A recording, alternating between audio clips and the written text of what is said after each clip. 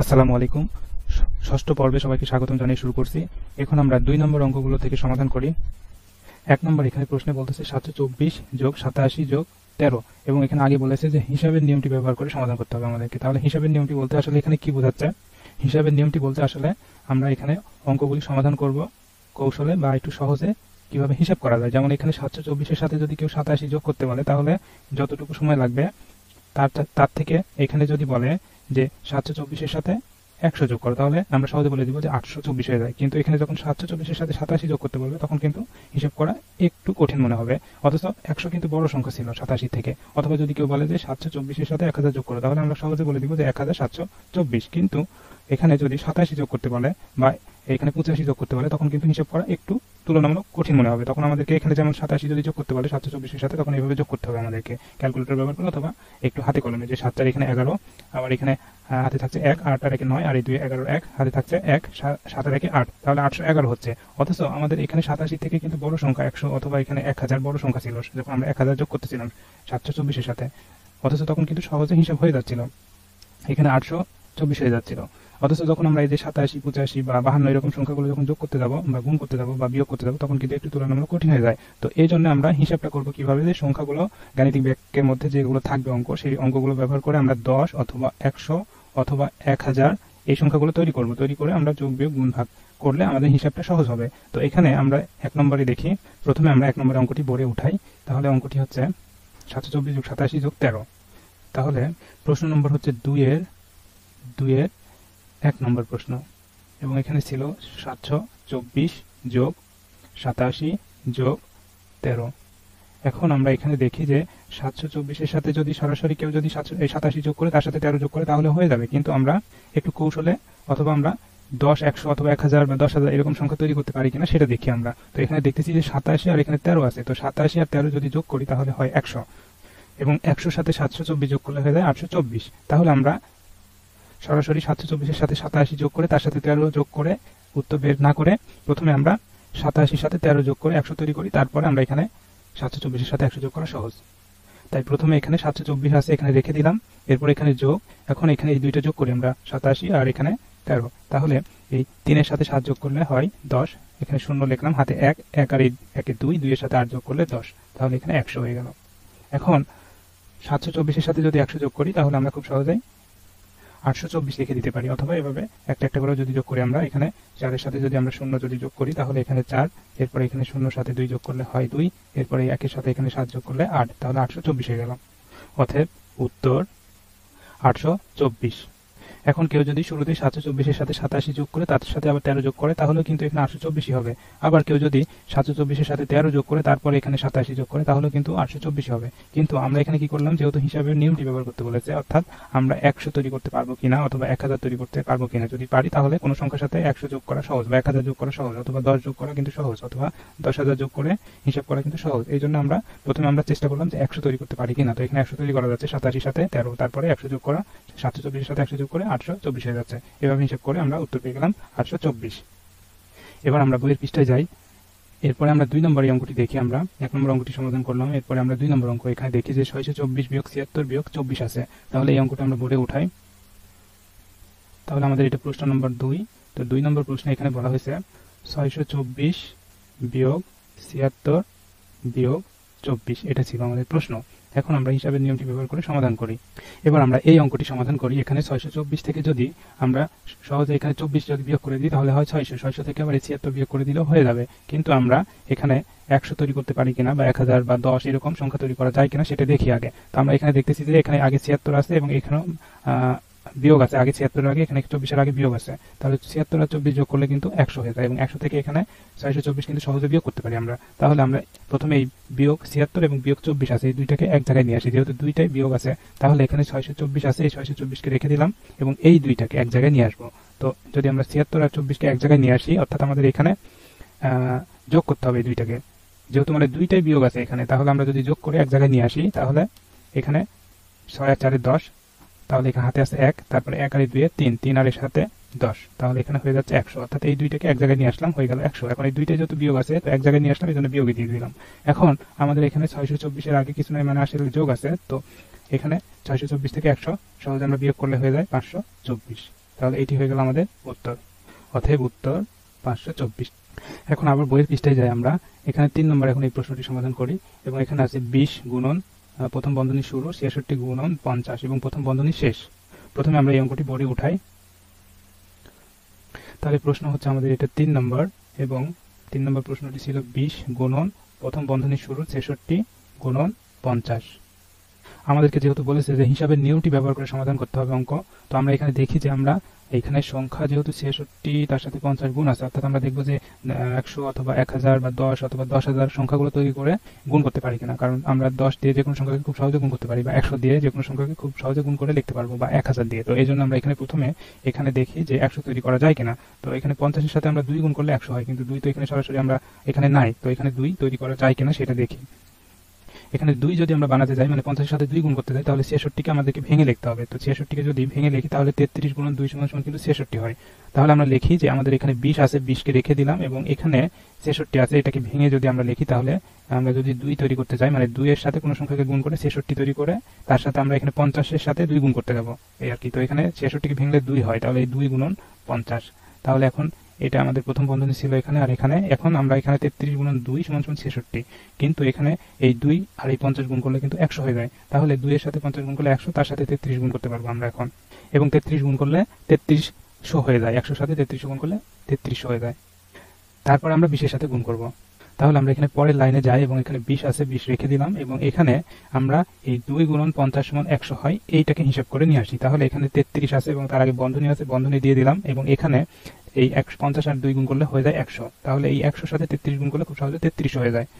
তাহলে আমরা এখন লিখে ফেলি যে আমাদের এখানে 20 আছে গুণন এখন এই 33 গুণন 100 সমান এই যে 3 দিয়ে 33 দিয়ে একই সাথে গুণ করলে 33 এবং এই দুইটা শূন্য আমরা এখানে লাগিয়ে দিলাম, তাহলে 33 হয়ে গেল। আমরা শর্টকাটে হিসাব করলাম। এখন আমরা 3300 সাথে 20 গুণ করে লিখতে হবে।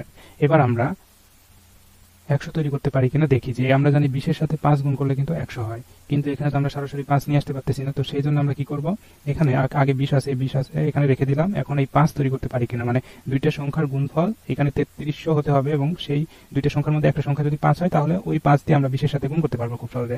তাহলে এখানে আগে আমরা 5 দেখি। তো এখানে 5 তো সরাসরি লিখতে পারবো না, আমরা হচ্ছে 3300কে ভেঙে দুইটা সংখ্যার গুণফল লিখবো 3300, কিন্তু একটা সংখ্যা 5 হতে হবে। তো আমরা যদি 5 দিয়ে যদি 3300কে ভাগ করি তাহলে হয়, আমরা এখানে ভাগ করে লিখি 3300কে যদি 5 দিয়ে ভাগ করে যা হবে, অর্থাৎ সেই ভাগফল আর 5 গুণ করে 3300 কিন্তু হয়। তো আমরা এখানে 5 দিয়ে যদি ভাগ করি তাহলে 5 6 30, এখানে 6 বার যাবে, তাহলে এখানে 30, তাহলে এখানে 3 নেমে আসতেছে। এখন এখান থেকে একটা শূন্য সহজে নিচে নামাতে পারবো আমরা, আবার 30 হয়েছে। তাহলে আমরা এখানে 5 বাদ দিতে পারবো, 6 বাদ দিব আমরা, দুঃখিত, এখানে 6 হবে, তাহলে 6 দিলাম, তাহলে 5 6 30, এখানে 30 হয়ে গেল। এখন আমাদের এখানে বিয়োগ করলে শূন্য, তো এখানে আমাদের যেহেতু ভাগশেষ শূন্য এখানে লেখা দরকার না, আমাদের যেহেতু এখানে একটা সংখ্যা শূন্য আছে, তো এই শূন্যটাকে আমরা নিচে নামিয়ে নিয়ে আসতে পারি। তাহলে আমরা এই শূন্যকে নিচে নামিয়ে নিয়ে আসলাম। তাহলে এখন আমাদের যেহেতু এখানে দুইটা অঙ্ক বসেছে, এরপরে এখানে অবশ্যই আরেকটা অঙ্ক হবে। তাহলে এখানে আমাদেরকে একটা সংখ্যা বসাতে হবে, অর্থাৎ এখানে যদি 1 বাদ দিই তাহলে কিন্তু 5 কে 5 বেশি হয়ে যাচ্ছে। তাহলে এখানে আমরা শূন্য দিব, অর্থাৎ শূন্য বাদ দিলাম। তাহলে এখানে শূন্য দিলাম, তাহলে এখন শূন্য বাদ দিলে 5 আর এই শূন্য আর এই 5 গুণ করলে শূন্য, তাহলে এখানে 5 শূন্য শূন্য, এখানে এখন শূন্য থেকে শূন্য বিয়োগ করলে শূন্য, অর্থাৎ এই ভাগশেষ শূন্য। অর্থাৎ আমাদের এখানে ভাগফল পেয়ে গেছি 3 ডিজিটের বা 3 অঙ্কের, এখানে 6 6 0 660। অর্থাৎ আমরা এখন এই ভাগফল আর এই ভাজক 5 গুণ করলে আমাদের এই ভাজ্য 3300 হয়। অর্থাৎ আমাদের এখানে 3300কে যদি ভেঙে দেখি তাহলে 5 এবং 660 এর গুণফল কিন্তু 3300 হয়। অর্থাৎ এই 3300কে ভেঙে আমরা দুইটা সংখ্যা নিয়ে আসলাম, একটা হচ্ছে 5 আর একটা 660। এবার আমরা যদি এখন 5 এর সাথে যদি এখন এই 20 এর সাথে 5 গুণ করে কিন্তু 100 হয়ে যায়, আমরা জানি। তাহলে 100 যদি হয় তাহলে এই 100 সাথে 660 গুণ করা কিন্তু সহজ।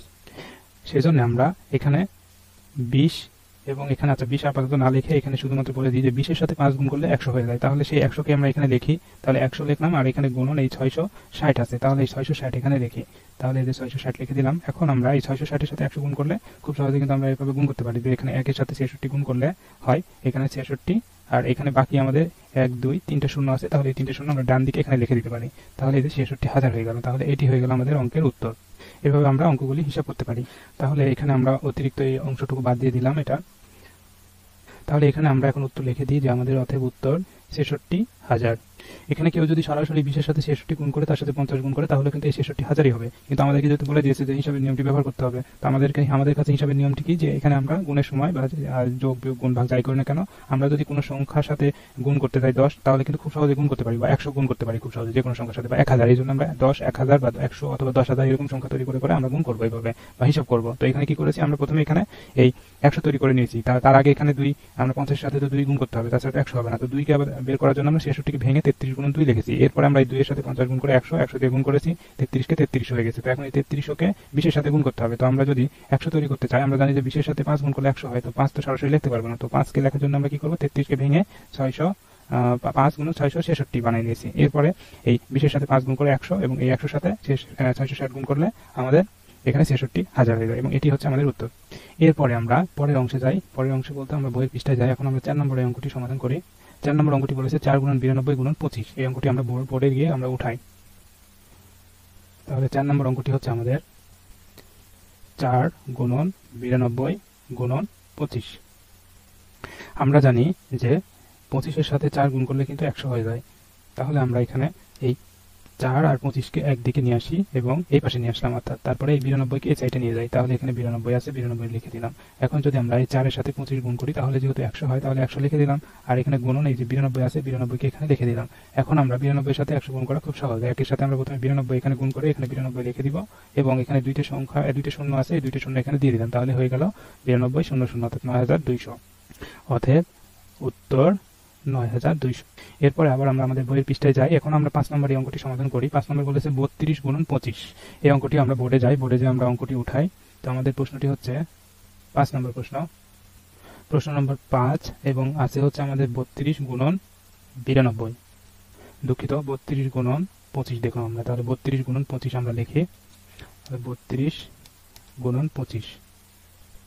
আমরা সরাসরি 32 এর সাথে 25 গুণ করলে কিন্তু আমাদের উত্তর হয়ে যাবে, কিন্তু আমরা চাচ্ছি যে যেহেতু গুণ করতেছি এখানে, তো গুণ করার জন্য আমরা 10 অথবা 10 এর সাথে কোনো সংখ্যা গুণ করা সহজ, বা 100 দিয়ে কোনো সংখ্যাকে গুণ করা সহজ, বা 1000 দিয়ে কোনো সংখ্যাকে গুণ করা সহজ। তো আমরা এখানে চাচ্ছি যে 10 অথবা 100 অথবা 1000 বা 10,000 এরকম সংখ্যা তৈরি করতে। তো আমরা এখানে দেখতেছি 32 গুণন 25 আছে। তাহলে এখানে আমরা 10 তৈরি করে বা 10 তৈরি করে লাভ নেই, আমরা 100 তৈরি করার চেষ্টা করি। তো এখানে যদি আমরা 32 কে আমরা যদি ভেঙে লিখি, তাহলে 32 কে ভেঙে লিখলে আমরা জানি যে 25 এর সাথে 4 গুণ করলে 100 হয়। তো 4 এখানে যদি তৈরি করতে পারি আমরা ভেঙে 32 কে, তাহলে এখানে 4 আসতে 32 হয়। তাহলে এখানে 8 গুণন 4 লিখতে পারি আমরা।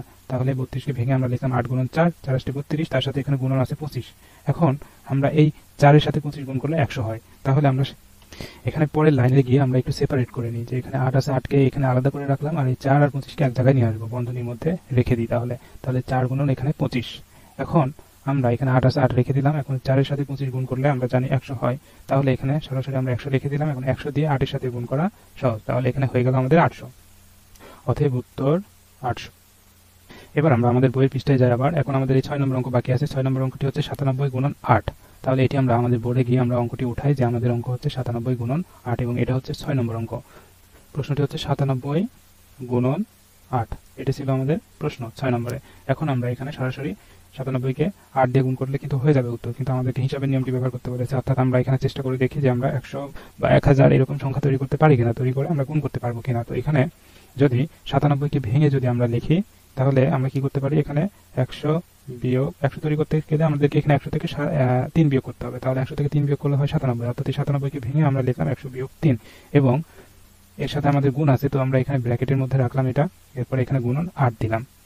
এখন এখানে আমাদের এই 8 কিন্তু দুইটার সাথে গুণ আছে, 100 সাথে গুণ আছে, আবার এই 8 3 এর সাথেও গুণ আছে। তাহলে এখন আমাদের কাজ হবে, প্রথমে এই 8 দিয়ে 100 কে গুণ করে লিখবো আমরা। তাহলে এখানে 100 গুণন 8 লিখে দিলাম। এরপরে 8 দিয়ে এখন 3 এর সাথে গুণ করবো, অর্থাৎ এখানে আমরা 3 গুণন 8 লিখবো, এবং এখানে আমাদের বিয়োগ আছে, এই বিয়োগ চিহ্নটা এখানে দিব আমরা। তো সেই জন্য আমরা সরাসরি এখানে বিয়োগ চিহ্ন দিয়ে দিলাম। এখন কেউ চাইলে এই পাশে বন্ধনীও দিয়ে আবদ্ধ করে দিতে পারে। তো আমি সরাসরি এখানে বন্ধনী না দিয়ে লিখে দিলাম। এখানে আমরা গুণ এবং এখানে বিয়োগ চিহ্ন আছে, অর্থাৎ তাহলে এখানে জানি যে গুণের কাজটা আগে হবে, বাম দিক থেকে ডান দিকে যাওয়ার সময় যে চিহ্ন আগে পাবো সেই চিহ্নের কাজ করবো। তো এখানে গুণ আছে, অর্থাৎ 100 8 দিয়ে গুণ করলে হয় 800, এবং এখানে বিয়োগ আছে, বিয়োগ রেখে দিলাম। এই পাশে গুণের কাজ করি আমরা। তাহলে এখন মানে বিয়োগ আর গুণের মধ্যে গুণের কাজটা কিন্তু আগে হয়, তো এই জন্য আমরা গুণের কাজটা করে নিচ্ছি। 3 এর সাথে 8 গুণ করে 3 আসতে 24। এখন আমরা 800 থেকে 24 যদি বিয়োগ করি, তাহলে হয় 776। অতএব উত্তর 776। এবার আমরা আমাদের বইয়ের পৃষ্ঠায় চলে যাই এবং আমরা এখানে মোট 6টা অঙ্ক কিন্তু আমরা শেষ করে ফেললাম আমরা সমাধান করে। এরপরে আমরা পরবর্তী অংশ দেখব। এরপরে আমরা পরের অংশ অর্থাৎ 3 নম্বর অংশগুলো পরের পর্বে আলোচনা করব। আজকে এই পর্যন্তই। সবার জন্য শুভকামনা জানিয়ে খোদা হাফেজ।